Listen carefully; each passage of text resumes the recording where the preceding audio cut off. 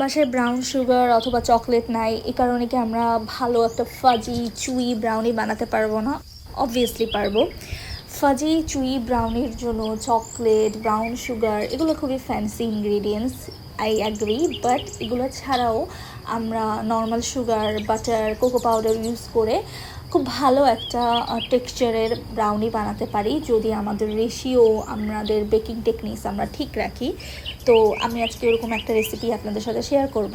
প্রথমে এখানে butter melt করে নিব, আর এখানে অবশ্যই বাটার ইউজ করতে হবে, যেহেতু আমরা এখানে মেল্টেড চকলেট ইউজ করব না। মেল্টেড চকলেট কিন্তু ব্রাউনিতে শুধু চকলেট ফ্লেভার অ্যাড করে না, ওটাতে কোকো বাটার থাকে, যেটা একটা খুব ভালো রিচনেস দেয় ব্রাউনিতে। সেটা রিপ্লেস করতে গেলে আমাদের বাটারটা অবশ্যই ইউজ করতে হবে। আমরা এখানে 1.5 কাপ গ্র্যানুলেটেড সুগার নিব, মানে আমাদের রেগুলার সুগারটা, সেটা মাপার পরে অ্যাড করার আগে আমরা গ্রাইন্ড করে নিব। এখানে একটা বিষয়, কেউ গ্রাইন্ড করার পরে কাপের হিসাবে মাপতে যাবে না, কারণ গ্রাইন্ড করার পরে সুগারের ভলিউমটা বেড়ে যায়, তখন কাপের হিসাবে মাপতে গেলে আপনাদের পরিমাণ মিসম্যাচ হয়ে যেতে পারে।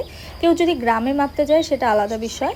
সুগারটা গ্রাইন্ড করে নিব যাতে হট বাটারে যখন মিশাবো তখন সুগারটা ভালোভাবে ডিজলভ হয়ে যায়, কারণ সুগারটা যদি ভালোভাবে মেল্ট হয় তখন ব্রাউনির উপরে একটা শাইনি ক্রিস্পি একটা লেয়ার আসে। যদিও আরও অনেক ফ্যাক্টর কাজ করে সেই ক্রিঙ্কেলটা পাওয়ার ক্ষেত্রে, বাট সুগার ভালোভাবে ডিজলভ হওয়া, সুগার অ্যান্ড এগের মিক্সচারটা ভালোভাবে বিট করা, এগুলোও কিছু রিজন।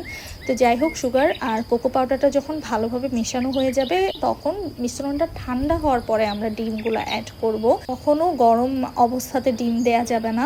তারপর সল্ট আর ভ্যানিলা এসেন্স দিব। সল্টটা এখানে মাস্ট দিতে হবে। এখন আমরা ফ্লাওয়ার অ্যাড করব, আর অ্যাড করার পরে এই ব্যাটারটা ওভার মিক্স করা যাবে না, কারণ ফ্লাওয়ার যদি খুব বেশি মিক্স করি তখন গ্লুটেন ফর্ম হয়ে যাবে, ব্রাউনির টেক্সচারটা নষ্ট হয়ে যাবে। তো খুব হালকাভাবে মিক্স করতে হবে। এখন আমি একটা 8 ইঞ্চ প্যানে ব্রাউনিটা বেক করব। আপনারা যদি কেউ আরেকটু থিক ব্রাউনি চান তখন 7 ইঞ্চ প্যান ইউজ করতে পারেন। ব্রাউনি বেক করার ক্ষেত্রে টেম্পারেচার অ্যান্ড টাইমটা খুব ভালোভাবে খেয়াল করতে হবে। আমরা ব্রাউনিটা 25 থেকে 30 মিনিটের বেশি বেক করব না। বেকিংয়ের শেষে যখন দেখব এজেসগুলো হয়ে গিয়েছে, আমরা সেন্টারে একটা টুথপিক দিব। টুথপিকে যদি একটু ময়েস্ট ক্রাম্বেল লেগে থাকে তার মানে ব্রাউনিটা ঠিক আছে, ভয় পাওয়ার কিছুই নেই।